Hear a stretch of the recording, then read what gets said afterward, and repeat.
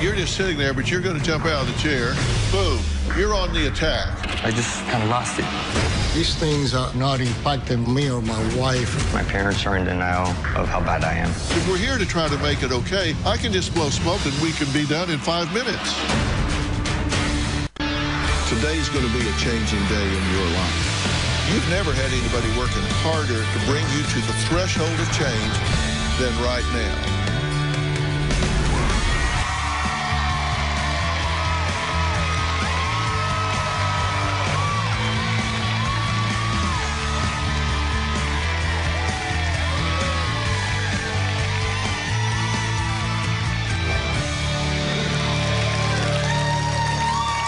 Thank you.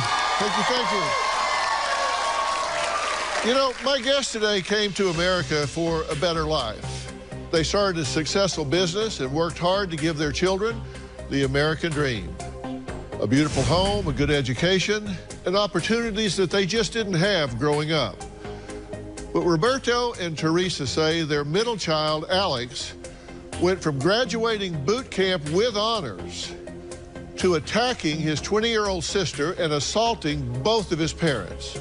Now, after that, he was kicked out of the house, but the family says nothing has really changed, and Alex is back to mooching and his abusive ways. Take a look.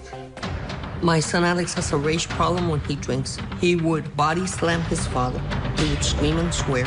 Alex has spat on my face. He has pushed me with his body. He swung at me.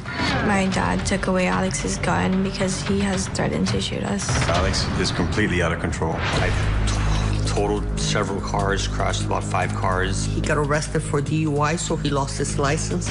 We had to call 911 on Alex at least 3 times. May of 2019 was the last time I lived with my parents. I was highly intoxicated. I found 4 bottles of wine in his car, 1 small bottle of vodka, and a small marijuana pipe. And I said, dude, what is wrong with you? When Alex started yelling and mimicking my father, I went downstairs to confront Alex. I threw a box at him.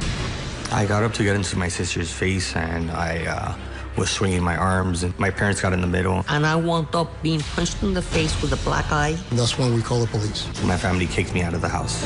He found himself the little apartment he has. This is where I stay. It's about 20 feet by 20 feet, no kitchen. I give him $750 for rent, and I buy the food. Sometimes I take him food. I cook over here, and I drive it to his house. Even though he's done all these things are not impacting me or my wife or have left any real permanent scars. This is more like embarrassment. I don't want to throw Alex in the street. If I didn't have my parents, I would probably be living under a bridge.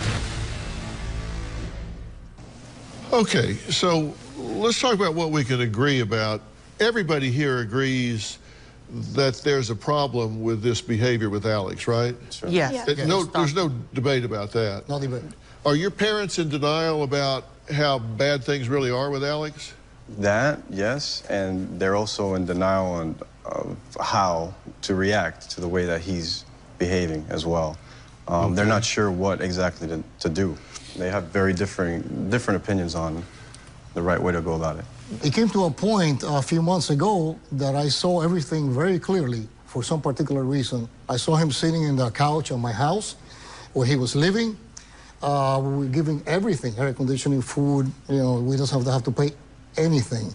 So he had a little extra money from the jobs that he lands whenever he lands a job, because he's unemployable. Because how can he be unemployable if he takes a little pot, you know, he takes medication for psychiatrist, he mixes it with just a little bit of liquor, you know, wine. I mean, how much can the body take? So I saw him in the couch, all comfortable there, sitting, and I went to his car. This is at night. So I opened the door, it was open. So I saw a whole bunch of empty bottles in his car, wine, 1 bottle of vodka, a marijuana pipe, and I go inside, and I gave him hell. So he started to jail, and she had a friend in the house, which I didn't know.